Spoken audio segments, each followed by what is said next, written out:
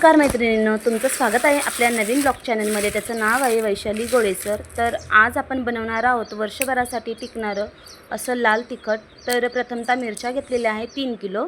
3 किलोसाठी योग्य प्रमाण आणि योग्य असं कलर टिकून राहणारा आणि वर्षभरासाठी टिकणारं तर अशा प्रकारचं आपण लाल तिखट बनवणार आहोत। तर व्हिडिओ स्किप न करता बघत राहा। तर प्रथमतः मी मिरच्या घेतलेल्या होत्या, परंतु वातावरण आता सध्या पावसाचं चालू आहे, त्याच्यामुळे मिरच्या माझ्या थोड्याशा वातड होऊन गेलेल्या होत्या। परंतु मी सगळ्या काही निवडून घेतलेल्या आहे, देठ वगैरे काढून घेतले आणि त्यानंतर मग उन्हात सुकत ठेवलेले होते। तर बघू शकता अशा पद्धतीने मी एकाच हाताने सगळे काही देठ वगैरे काढून घेतले। एकदम पटापट देठ तुटत होते, परंतु मिरच्या थोड्या वातड झालेल्या होत्या, म्हणून ऊन पडलं होतं सकाळी। तर सगळ्या काही मिरच्या मी अशा प्रकारे सुकत टाकून दिल्या। तर बघू शकता तुम्ही सगळ्या काही अशा पातळ प्रमाणे मिरच्या टाकून दिल्याच्या नंतर अगदी पटकन हाताने तुटल अशा प्रकारे त्या वाळलेल्या होत्या। त्यानंतर आता मला दळण्यासाठी जायचं होतं। त्यानंतर मग मी जे काही आपले धने होते ते सुद्धा थोडेसे उन्हामध्ये सुकत टाकले, कारण की सगळं काही चांगलं सुकल्याच्या नंतर दळून पण चांगलं मिळतं आणि वर्षभर चांगल्या प्रकारे आपला मिरची मसाला टिकतो।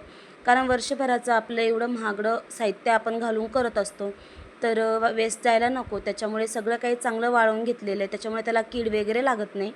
आणि सगळं काही आता वाळून घेतलेलं होतं। प्रत्येकजण कोणी बेडगी मिरची टाकतं, कोणी शंकेश्वरी टाकतं, तर आमच्या गावाकडच्या पद्धतीने अशा प्रकारे गावठी मिरचीचाच वापर केला जातो, कारण जास्त मिरची तिखट म्हटल्यानंतर वर्षभर टिकते आणि पुरते पण, त्याच्यामुळे मग आम्ही अशाच प्रकारे गावठी मिरचीचा वापर करतो। ही शेतातलीच मिरची आहे।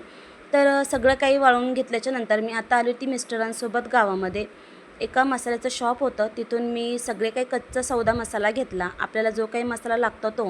आनंदीही माझ्यासोबत आलेली होती। मुलांना बाहेर म्हटलं की 1 नंबर लागतो फिरण्यासाठी, तर तीही माझ्यासोबत आलेली होती, परंतु बसून बसून बोर झालेली होती। परंतु मग त्याच्यानंतर आम्ही मसाले वगैरे सगळे काही घेतले।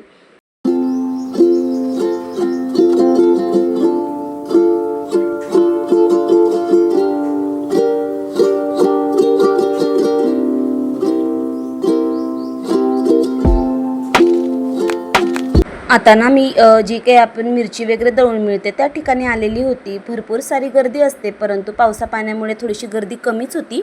तर मी 2 पॉलिथिनच्या बॅग वगैरे आणलेल्या होत्या, एक गोणीसुद्धा आणलेली होती, कारण वातावरणामुळे मग मिरची काही परत सुकून जाते आणि वातड होऊन जाते, त्याच्यामुळे मग अशा प्रकारे मी पॅक करून आणलेले होते। घरून जिरे होते घरगुती, तेच आणलेले होते आणि अंदाजेच माझ्या हाताने मी जिरे वगैरे टाकले। सगळं काही 20-20 ग्रॅम वगैरे कच्चे सौदे घेतलेले होते। सगळे काही कच्चा सौदा वगैरे टाकल्याच्या नंतर मिरची अगदी चविष्ट आणि छान होते आणि मिरचीची टेस्ट वगैरे एकदम गावरान पद्धतीचे होते। तर माझे घरचेच जे काही आपले धने होते ते मी घेतलेले होते। पावशेराच्या पुढं मी धनं टाकून दिले, कारण 3.5 किलो मिरची होती।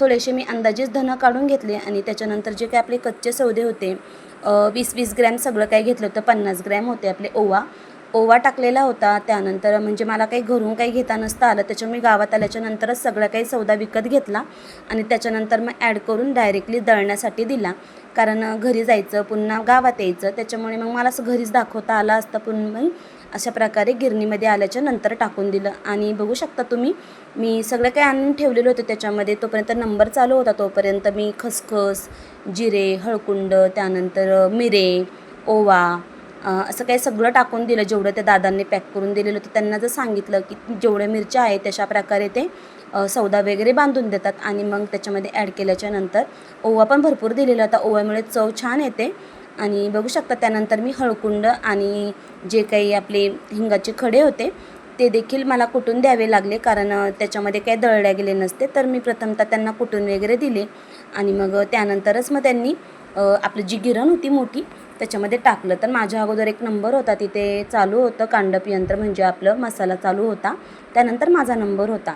तर बघू शकता मी हळकुंड वगैरे सगळं काही बारीक करून दिलेलं होतं आणि त्यानंतर त्या दादांनी मस्तपैकी आपलं जी मोठी गिरण जी असते तिला चाळण वगैरे चेंज करून अशा प्रकारे एकदम छान प्रकारे दळून दिली मिरची।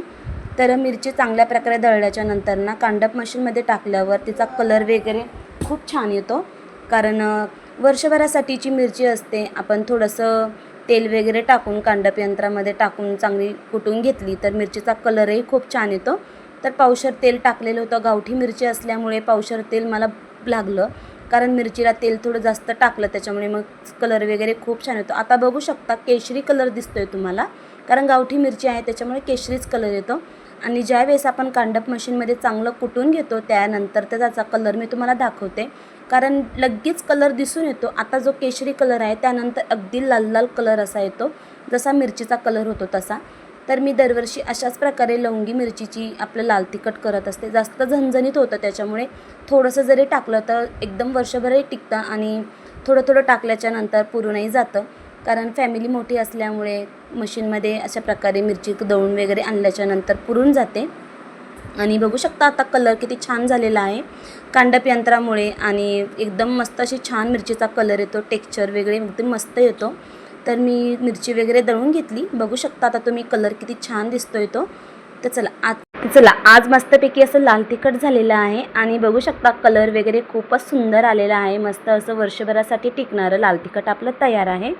तर अशा प्रकारे लाल तिखट मी दळून आणल्याच्या नंतर नेहमी अशा प्रकारे थंड करून घेते आणि थंड करून झाल्याच्या नंतर त्याच्या गाठी वगैरे मोडतात आणि मग चांगल्या प्रकारे एकजीव होऊन जातो, कारण तेल टाकलेलं असतं. त्यानंतर मग एक प्लॅस्टिकची जी बॅग होती त्याच्यामध्ये पॅक करून घेतलं, कारण अशा प्रकारे प्लॅस्टिकच्या पिशवीमध्ये पॅक करून ठेवलं तर वर्षभर हा कलर अशाच प्रकारे टिकतो आणि एकदम अशी छान मिरची, त्याला जाळं वगैरे काहीच लागत नाही. आणि अशा प्रकारे आपली तर तुम्हाला आजचा माझा ब्लॉग कसा वाटला नक्की कमेंटमध्ये सांगा. व्हिडिओ आवडला असल्यास लाईक करा, शेअर करा, सबस्क्राईब करा. नवीन असल्यास नक्की सबस्क्राईब करा, म्हणजे पुढचे व्हिडिओ बघायला मिळतील. तर भेटूया अशाच एका नवीन ब्लॉगमध्ये. तोपर्यंत सगळ्या ताईंना बाय बाय.